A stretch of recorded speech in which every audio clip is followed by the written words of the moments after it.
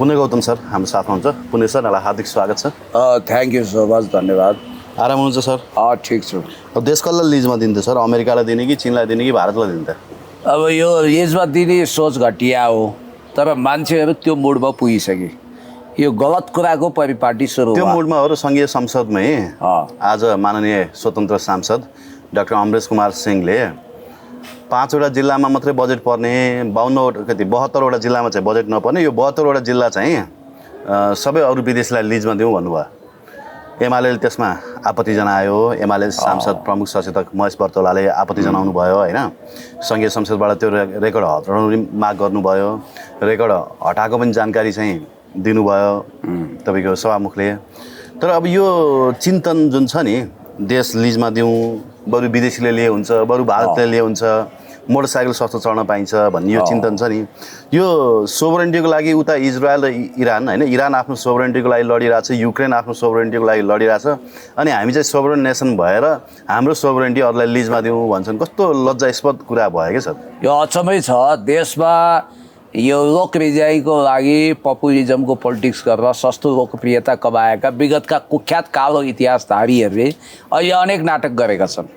अमरेश कुमार सिंहले आज जुन अभिव्यक्ति प्रकट गर्नुभयो त्यो अब उहाँले नेपालभित्रको जुन विकृति विसङ्गति छ, वास्तवमा कमजोरीहरू भएका छन्। बजेट एलोकेसन गर्ने कुरामा, जिल्लालाई बजेट दिने कुरामा विभेद पनि भयो होला, कमजोरी पनि भयो होला। तर त्यसको प्रतिक्रिया स्वरूप देशै लिजमा दिउँ भन्नुको मतलब इन्डो वेस्टलाई दिउँ भन्न खोज्या हो कि विदेशीको हातमा सुम्प्यौँ भन्न खोज्या हो कि? तपाईँले बडो राम्रो सङ्केत गर्नुभयो। केही समय अगाडि दुर्गा प्रसादले पनि यो देश बनाउन सकिँदैन भने भारतलाई जिम्मा लगाइदिउँ भन्नुभएको थियो। नेपालमा बागी चेतना बोकेर आएका विद्रोही हुँ भन्नेहरूको विदेशी कनेक्सन एकचोटि राम्रो छ, हेर्नुपर्छ। सत्ता पक्षले राम्रो फङ्सनिङ गरेन, प्रतिपक्ष पनि, प्रमुख प्रतिपक्ष पनि जिम्मेवार भएन भन्दैमा संसदमा स्वतन्त्रको लोगो लगाएका विगतका काङ्ग्रेस वा अन्य पार्टीमा लागेका यी सांसदहरूको दही चिउरे नीति, यिनीहरूको जुन खालको घातक राष्ट्रघाती चिन्तन छ। र अमरेश कुमार सिंह तिनै मान्छे हुन् जसले गणतन्त्र त मैले ल्याइदिएको हुँ, त्यतिखेर मेरो योगदान थियो भन्थे र दूतावासबाट परिचालित गुमस्ता भनेर पनि कतिपयले यिनलाई भन्थे। अब यस्ता पात्र हुन्। यिनको एउटा तपाईँलाई म इन्ट्रेस्टिङ भिडियो पनि देखाइदिन्छु होइन, यिनले बोलेका कुराहरू।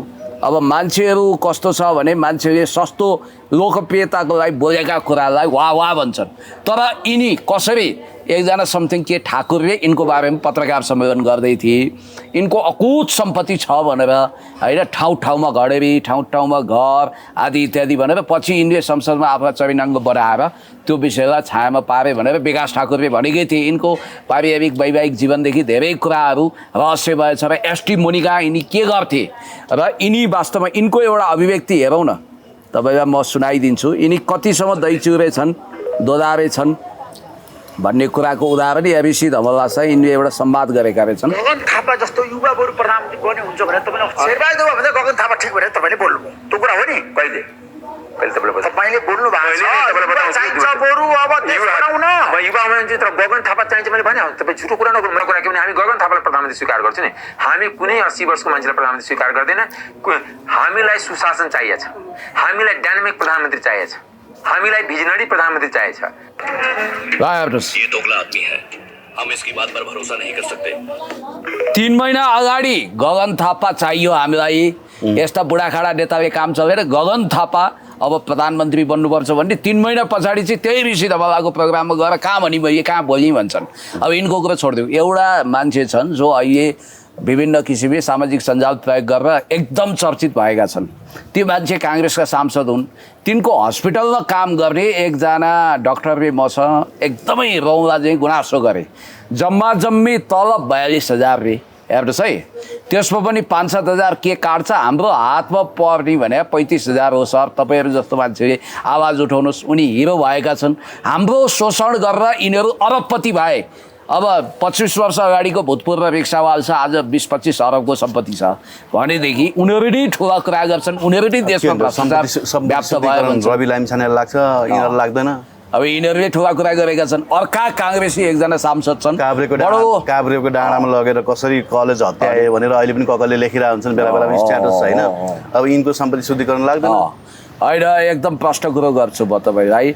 अब देश बनाउनु पर्ने एकाथरी युवा विदेशी, अर्काथरी काभ्रेली सम्धि के छ खबर, नुवाकोटे सम्धि के छ खबर भन्दै पुट्ठा हल्लाउँदै टिकटक बनाएका छन् होइन। अब हामी हुँदा कस्तो युगमा प्रवेश गरेछौँ भने अहिले युट्युबमा बनाइएका सृजनशील भिडियोलाई विस्थापित गर्दै यतिको इन्टरभ्यू अरे, यति देश बनाउँछ अरे, यति गिरफ्तार अरे, यस्ता हावादारी भिडियोहरू अहिले सामाजिक सञ्जालमा वाहवाही बटुलिरहेको छ। र वास्तविक रूपमा हामीले देश निर्माण गर्ने कुरामा, देशलाई सञ्चालन गर्ने कुरामा हाम्रा जो पहलहरू हुनुपर्थ्यो, आज दुःखको दिन पनि हो। हाम्रो वैद्यजी यहाँ बित्नुभयो होइन, वैद्य बा या घाटे वैद्यको रूपमा हुनुहुन्थ्यो, एकजना 77 वर्षको यहाँको हाम्रो अभिभावक पनि हुनुहुन्छ यो इटाटोल क्षेत्रको, एकदमै राम्रो व्यक्ति। हाम्रो सागर थापाजीले स्ट्याटस पनि लेख्नु भएको थियो, उहाँको लास हामी कुरिरहेको छौँ, उहाँलाई हार्दिक श्रद्धाञ्जली। यही मेसोमा मैले यो कुरा भनेँ। र युवराजजीले अहिले जुन कुरा उठाउनु भयो नि, वास्तवमा देश भनेको के एउटा त्यो लिजबल यिनी घडेरी जस्तो, लिजबल यदि जग्गा जस्तो लिजमा दिन मिल्छ देशलाई, यो कस्तो चिन्तन हो? यो भनेको घुमाइ फिराइ विदेशी दासत्व स्वीकार गर्ने, प्रभुहरूको वर्चस्व स्वीकार गर्ने कुरा हो कि होइन?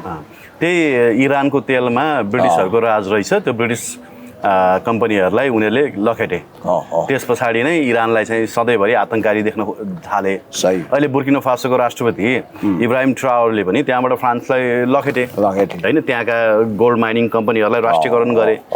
अब यहाँ राष्ट्रिय पुँजी बढाउने होइन, राष्ट्रियता बढाउने, सार्वभौम सत्ताको रक्षा गरेर कहाँ हो अझ लिजमा दिउँ भन्छन्। यो त लाजमर्दो कुरा भयो। अब कुन दिन त्यो दैलेखमा भेटेको 50 वर्षलाई पुग्ने ग्यास भने पनि त्यो पनि अब लगेर कुन चाहिँ विदेशी कम्पनीलाई दिने हो थाहा छैन भन्छन् कि।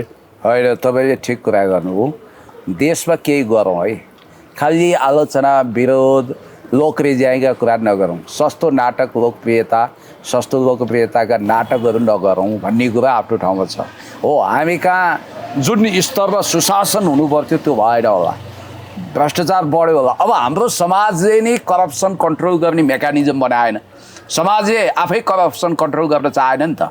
भ्रष्ट भनिएका मान्छेलाई जिताइदियो, भ्रष्ट भनिएको नेतालाई सत्ताको शिरोमणि बनायो भने समाज पनि त्यसमा कुनै न कुनै रूपमा दोषी छ। समाजले त्यस्तै नेता छान्छ जो समाज आफू कस्तो छ भन्ने कुराको एउटा मापदण्डमा बस्छ। समाज यदि सदाचारी छ भने उसले सदाचारी नेता चुन्यो, समाज यदि भ्रष्टाचारलाई वेलकम गर्छ भने उसले भ्रष्टाचारी नेता चुन्यो। अब हामी खिर्रा रोपेर जाइफल फल्ने कल्पना गर्न सक्दैनौँ। त्यसैले तपाईँले भने जस्तो अब विदेशी कम्पनीहरूलाई देशबाट उनीहरूको प्रभुत्वलाई जराकिला उखाल्ने स्वाभिमानी राष्ट्रवादी नेतृत्वको विश्वभरि आलोचना हुन्छ। यहाँ मात्रै होइन, त्यो देश बाहिरका शासकहरूले उनीहरूलाई आतङ्ककारीसम्म देख्छन्। तपाईँको लिबियाको कर्नल गद्दाफी जस्तै जीवनै समाजवादी तरिकाले बिताए, 42 वर्ष राष्ट्रपतिको रूपमा काम गर्दा त्यो देशको कायापलट गरे। अब उनको विषयमा तपाईँलाई थाहा छ त्यहाँ उनलाई कसरी निर्ममतापूर्वक सिद्ध्याइदियो। सद्दाम हुसेन भलै तानाशाह थिए तर उनले देश बनाए। बुर्किना फासोको थोमस सङ्करादेखि अहिलेको इब्राहिमसम्मले देश बनाउने सङ्कल्प लिएका छन्। तपाईँले भने जस्तो त्यहाँका गोल्ड माइनिङहरूलाई राष्ट्रियकरण गरेका छन्, देशलाई विकसित बनाएका छन्, फ्रान्सेली कम्पनीको जरकिलो उखालेका छन्। अब कुन दिन उनलाई पनि आयतुल्लाह अली खोमेनी जस्तै घेराउ गरेर हान्न बेर छैन। अब इरानको सर्वोच्च धर्मगुरु आयतुल्लाह अली खोमेनीको नेतृत्वमा होला त्यो देशले इस्लामिक रिभोल्युसन गर्यो होला, त्यो देशको इस्लामिक गार्डहरू होलान्, त्यहाँ आफ्नो शैली होला, तर इरानले कहिले पनि अरू देशमाथि हमला गरेको छैन। अब अमेरिकाको विश्वभरि युद्ध फैलाएर हतियार बेचेर आफ्नो अर्थतन्त्र सुदृढ गर्ने र शासन गर्ने जुन साम्राज्यवादी नीति छ त्यो नीतिको मिडल इस्टको प्रतिनिधि भनेको इजरायल हो। अब इजरायलले के गरिदियो भने मध्यपूर्वमा सबै देशमा आणविक शक्तिको दादागिरी देखायो। उसले ठुल्दाई जस्तो भूमिका निर्वाह गर्न खोज्यो र पहिलो अट्याक पनि त इरानमाथि उसैले गर्यो नि त, अस्ति तेहरानमाथि। अब हुन त अहिले अपडेटहरू आइरहेका छन्। अब तेहरानमाथि साङ्घातिक आक्रमण अमेरिकाले पनि गर्यो, त्यहाँका आणविक भट्टीहरू नष्ट गर्यो। अब आणविक बङ्कर भेदी क्षेप्यास्त्रहरू खसाल्यो आदि इत्यादि भन्ने कुरा छ। अहिले एउटा लेटेस्ट न्युज पनि आएको छ, म तपाईँलाई पढेर सुनाउन चाहन्छु। जब अमेरिकी नेतृत्वमा इजरायलको डिफेन्सको लागि इरानमा एट्याक भयो, इरानले पनि सुरु गर्यो अपरेसन अनेस्ट प्रमिस 3। इजरायलका 14 सहरमा मिसाइल आक्रमण। ल हेर्नुहोस्, मानवता विरोधी यस्ता युद्धहरू अहिले चलिरहेका छन्। टिट फर ट्याट भने जस्तो इरानी सेनाको काठमाडौँ इरानले इजरायलको राजधानी तेल अभिभ स्थित बेन गुरियन एयरपोर्टसहित कैयौँ महत्त्वपूर्ण क्षेत्रमा आक्रमण गरेको छ। इरानको सरकारी न्युज एजेन्सी फार्सका अनुसार यस जवाफी कारबाहीको नाम अनेस्ट प्रमिस 3 दिइएको छ। इरानी सेनाको अनुसार यो आक्रमणमा लामो दूरीका मिसाइल्सहरूको प्रयोग गरिएको छ, जसमा धेरै शक्तिशाली विस्फोटक पदार्थ राखिएका छन्। सेनाको अनुसार हवाई अड्डा, एक बायोलोजिकल रिसर्च सेन्टर, हतियारको केन्द्र र सेनाको कमान्ड क्षेत्रलाई निशाना बनाइएको हो। इरानको ब्यालिस्टिक मिसाइल आक्रमणमा इजरायलको मध्य र उत्तरी क्षेत्रमा 23 जना घाइते भएका छन्। टाइम्स अफ इजरायलका अनुसार तेल अभिभको इचिओ मेडिकल रिसर्चमा 5 जनालाई गम्भीर अवस्थामा पुर्याइएको छ। भन्ने बित्तिकै यसले कसको क्षति गर्छ? चाहे इजरायलमा खसेको बमको कुरा गरौँ, चाहे इरानमा खसेको बमको कुरा गरौँ, त्यसमा त सर्वसाधारण पर्ने हुन् होइन। साँडेको जुदाईमा बाछाको मिचाइ हुने हो। अब यहाँनिर सुन्नु कुरा, अब म सुरुवात गरेँ यसमा। जस्तो अमेरिकाले यो युद्ध जोइन गर्नु हुँदैन, यो युद्ध इजरायलको हो, अमेरिकाको होइन भन्ने विश्वमा धेरै मानिसहरूको मान्यता थियो र अमेरिकन केही सिनेटरहरूले पनि त्यही मान्यता राख्दै आएका थिए होइन। र वारकै विरोध गरेर उदाएका ट्रम्प चाहिँ यो वारमा होमिन पुगेका छन् होइन। अब यसले पोलराइजेसन क्रिएट हुने कतिको सम्भावना छ? विश्व ध्रुवीकरण हुन सक्ने सम्भावना कति छ? अवश्य पनि। अब हेर्नु, अहिले यो ध्रुवीकरणमा नेपालले त असंलग्न परराष्ट्र नीति अप्नाउँछ, पञ्चशीलतालाई अप्नाउँछ। नेपालमा अति जान्ने सुन्ने अजासुये हामीले इजरायललाई बोक्नुपर्छ, समर्थन गर्नुपर्छ भनिरहेका छन्। यो एउटा अतिवादी तर्क हो। होला केयर गिभरको इजरायलमा हाम्रा थुप्रै चेलीबेटी काम गरेका होलान्, त्यहाँ हाम्रा दाजुभाइहरू होलान्। अस्ति नागेशजी पनि बाल उम्किएर आउनुभयो। यसको मतलब हामीले पञ्चशीलता र असंलग्नतालाई बिर्सिएर इजरायल जिन्दाबाद भन्न मिल्दैन। हामी इरानपट्टि पनि ढल्किने होइन, इजरायलपट्टि पनि कोल्टिने होइन। अब भारतको अभियोग हेर्नु, न ऊ खुलेर इरानको समर्थन गर्न सक्छ, न भर्सन हान्नु। अब भित्रभित्र घुसघुसे तरिकाले ऊ इजरायलको नजिक त पुग्यो होइन, पाकिस्तान र टर्कीको रिसले। तर फेरि बेन्जामिन नेतान्याहुलाई खुलेर उसले रसियाको कारण समर्थन गर्न सक्दैन। यहाँ आज न्युज आएको छ, भारतलाई बलात्कार, आतङ्कवाद, माओवादलाई देखाएर भारत घुम्नु अगाडि सचेत हुन अमेरिकाको ट्राभल एडभाइजर भनेर यसरी आयो। एडभाइजरी ट्राभल एडभाइजरी उसले त्यसरी गरेछ होइन। भारत भनेको चाहिँ आतङ्कवादको हब हो, माओवाद छ त्यहाँ, बलात्कार हुन्छ भनेपछि भारतको ग्लोबल इमेज के होला त? ट्राभल एडभाइजरीमा यी कुराहरू नोटिस गराइसकेपछि के होला? अब अर्को तपाईँलाई मैले भनिहालौँ, अब हामीले महत्त्वपूर्ण कुरा के छ भने, ल अब हेर्नुहोस्, जस्तो उसले के गरिदियो भने अमेरिकी सेना परिचालन गरेर इरानको आणविक हतियार कार्यक्रम रोक्नको लागि डोनाल्ड ट्रम्पले आफू सहभागी हुँदिन, 2 हप्तासम्म wait and see, watch and see भनेका थिए। त्यसको विपरीत यो समाचार नपढौँ, समाचार त के हुन्छ दर्शक आफैले पनि पढ्न सक्नुहुन्छ। हामी तपाईँको विचार नै सम्प्रेषण गरौँ होइन, त्यो समाचार पढेर त मै सुनाइदिउँला। तर जस्तो तपाईँलाई के लाग्छ, सुन्नुहोस् न, यता मलाई हेर्नु, जस्तो अमेरिकाको पपेट इजरायल हो कि इजरायलको पपेट अमेरिका हो? यो प्रश्नको उत्तर चाहिँ मलाई अब तपाईँले यस्तो प्रश्न सोध्नुभयो कि पुच्छरले कुकुर हल्लायो कि कुकुरले पुच्छर हल्लायो? ठ्याक्कै यस्तै प्रश्न आयो। किनभने यो अमेरिका र इरान बीच जुन वार्ता हुन गइरहेको थियो न्युक्लियर वेपन सम्बन्धी होइन, अथवा एटोमिक इनर्जी सम्बन्धी, त्योभन्दा अगाडि नै इजरायलले अट्याक गरिदियो। यो इजरायलले सुरु गरेको युद्ध हो र इजरायलले अन्त गर्नुपर्छ भन्ने बहुसङ्ख्यक अमेरिकनहरूको मान्यता थियो। तर अब यसमा युएस पनि जोइन भइसके पछाडि युएस पनि लत्रेर इजरायलको पछाडि आयो। इजरायललाई सदाबहार सहयोग गर्नुपर्ने बाध्यता के हो होइन, को कसको पपेट हो, यो विषयमा चाहिँ चर्चा गरौँ न। तपाईँको यो महत्त्वपूर्ण कुरा हो। जस्तो अहिले फोर्डोको जुन आणविक भट्टी छ, जसलाई रसियाले निर्माण गरेको मानिन्छ, बुसेरको आणविक भट्टी, तिनीहरू नष्ट गऱ्यौँ भने पनि, आत्मरति लिए पनि, त्यो बङ्कर भेदी क्षेपास्त्र खसालेको भने पनि त्यो अमेरिकासँग छ त्यो हतियार। तर इनफ्याक्ट इरानी समाचार संस्थाले चाहिँ यसलाई खण्डन गरेर वास्तवमा त्यसो भएको होइन।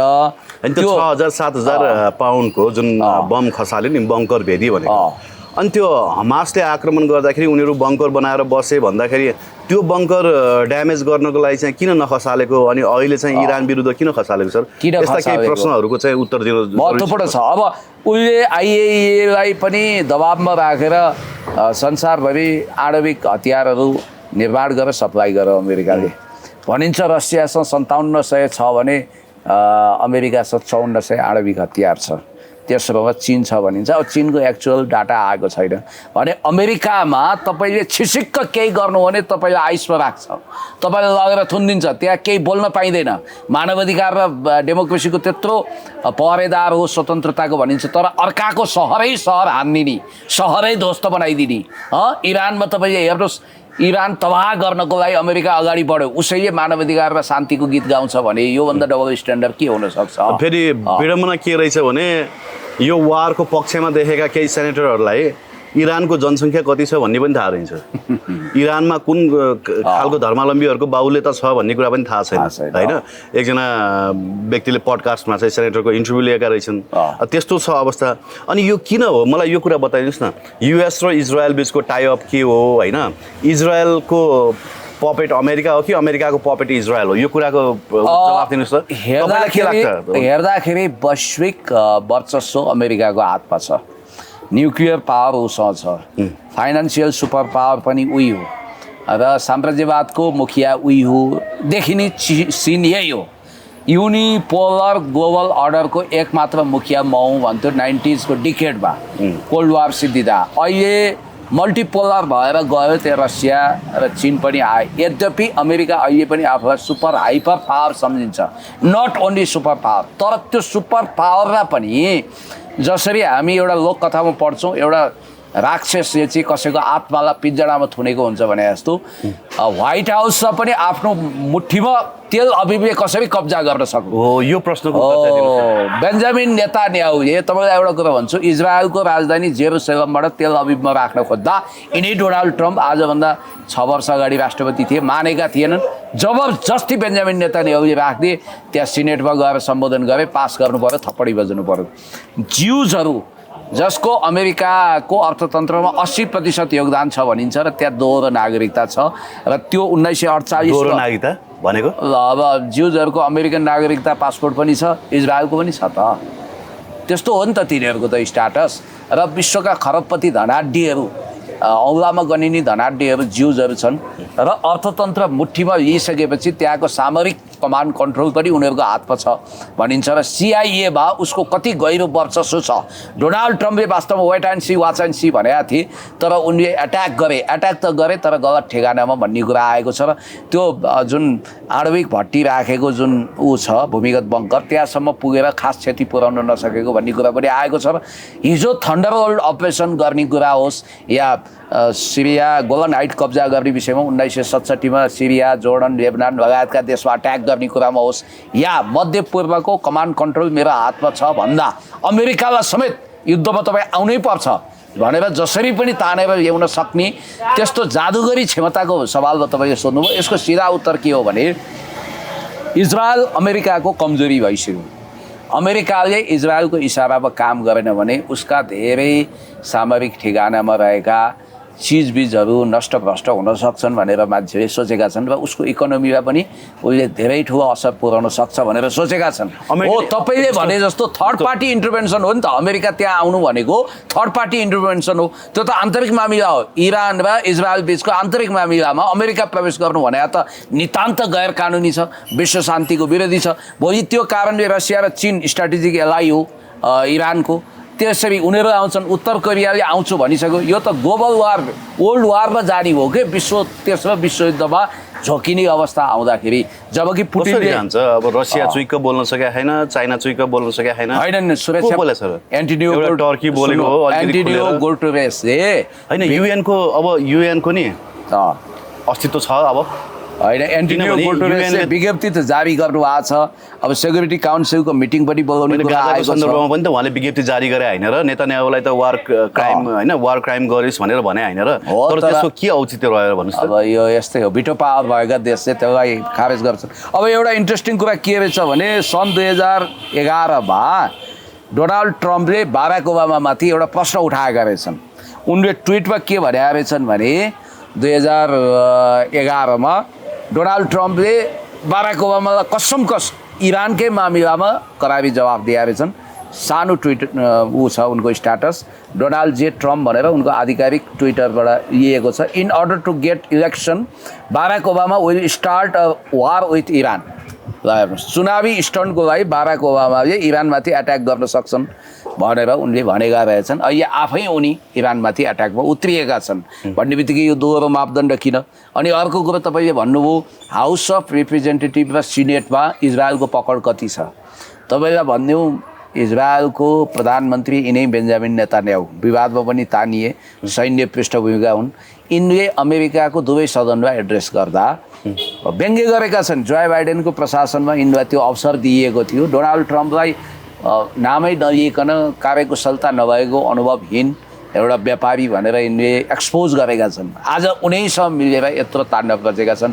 मलाई जहाँसम्म लाग्छ रसियाले वार्निङ त गरेको थियो अमेरिका नआउनु यो क्षेत्रमा, यसो भयो भने हामी पनि हाम्रो स्ट्राटेजिक सुरक्षाको लागि मेजर सेफ्टी मेजर्सहरू प्रयोग गर्छौँ भनेका। रसिया बिचरा युक्रेनतिरै अल्झिरहेछ, ऊ धेरै पर जानु सकिरहेको छैन अहिले होइन। सुन्नु न, जस्तो किन अमेरिकाको पपेट, किन इजरायलको पपेट भयो अमेरिका भन्ने सन्दर्भमा भने दुई चारवटा अनलाइनहरूमा हेर्दाखेरि के कुराहरू आयो भने म तपाईँलाई बताउँछु ल।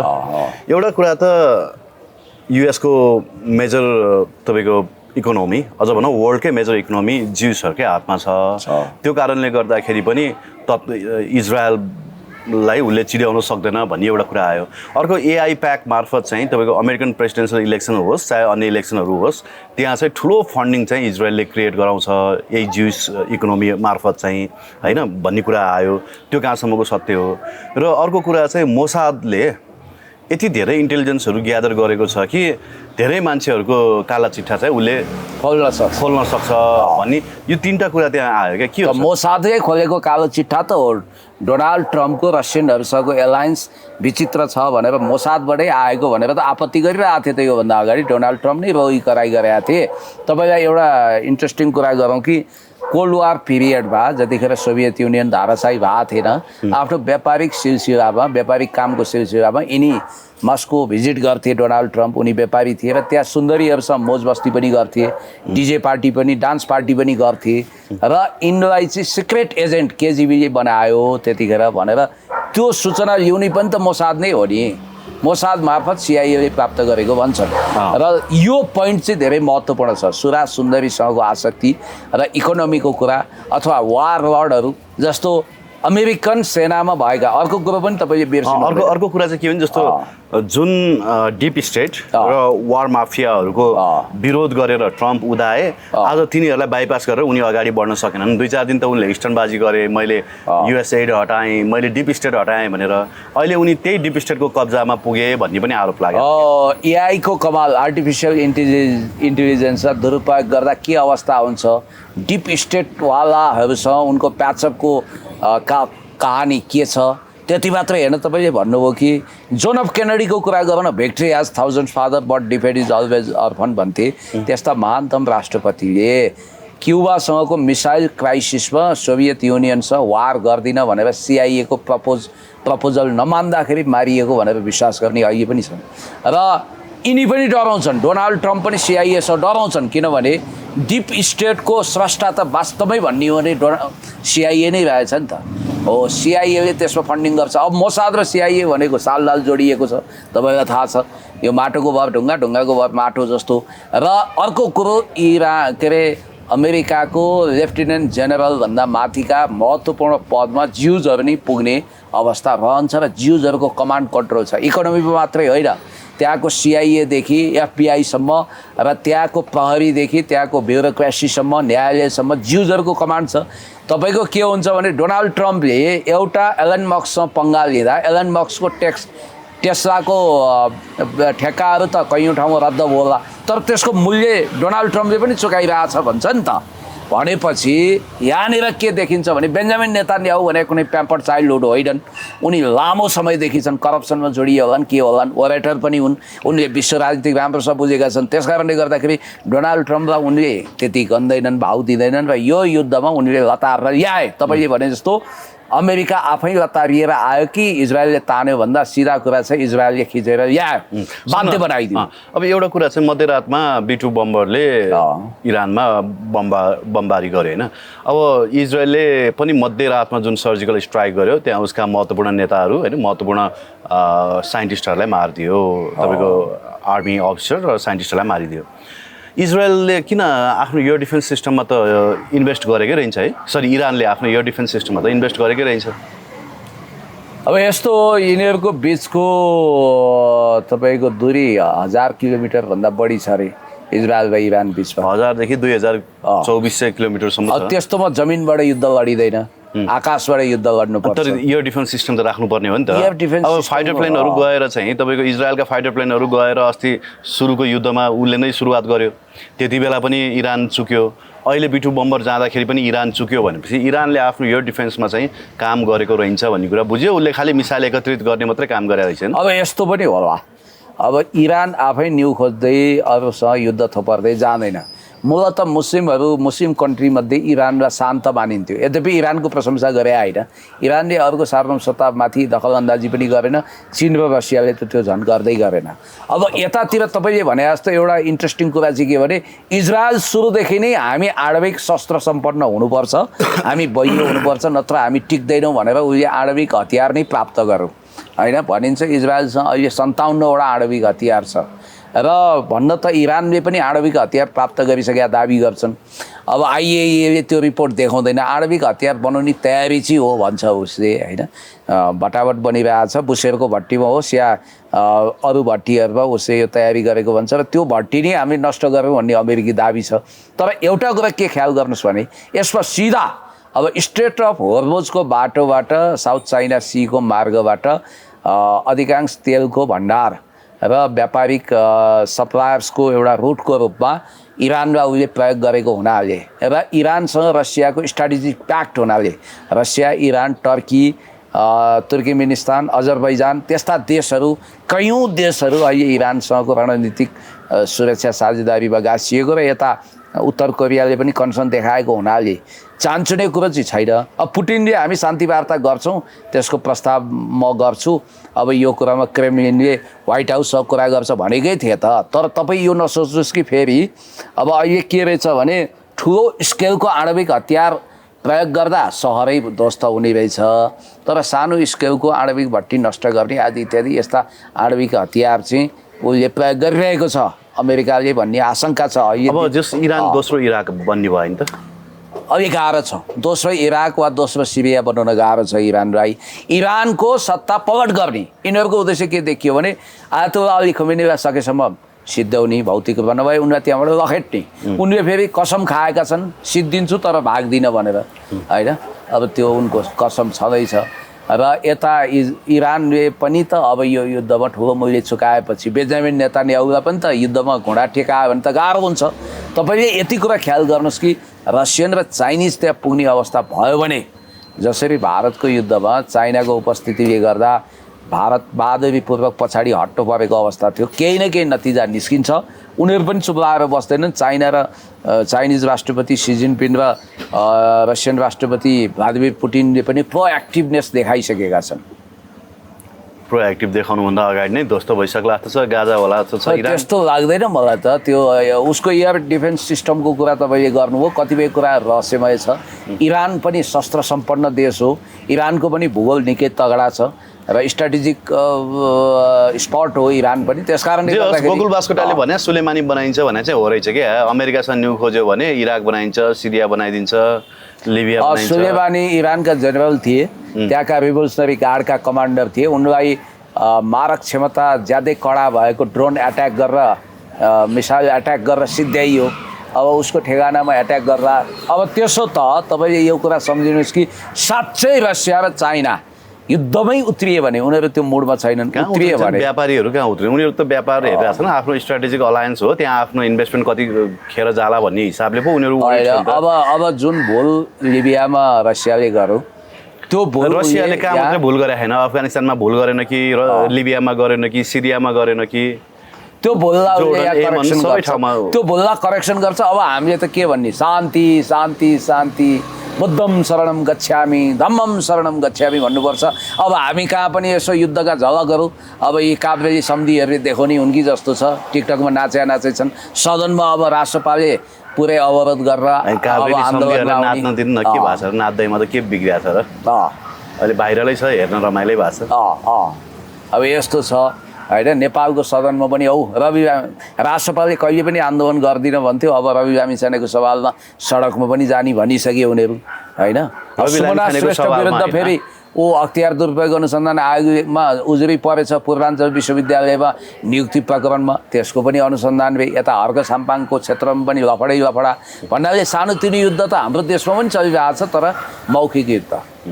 ल हस्, धन्यवाद यहाँलाई। ल धेरै धेरै धन्यवाद। राष्ट्रपाले आफ्नो स्थापना दिवस मनाउँदा तपाईँलाई म भन्छु जुन ढङ्गको एउटा पोलिटिकल कार्ड फ्याँकेको छ, यसो हेर्दाखेरि त्यो वास्तवमा भन्ने हो भने रवि लामिछानेको लागि लाइफ एन्ड डेथको सवालको एउटा चिट्ठा खोलेको देखियो भने सत्ता परिवर्तनलाई केन्द्रमा राखेर राष्ट्रपा सहितको गठबन्धन बनाउन उसले प्रयत्न गरेको हो भन्ने कुरा केही दिनमा खुल्नेछ।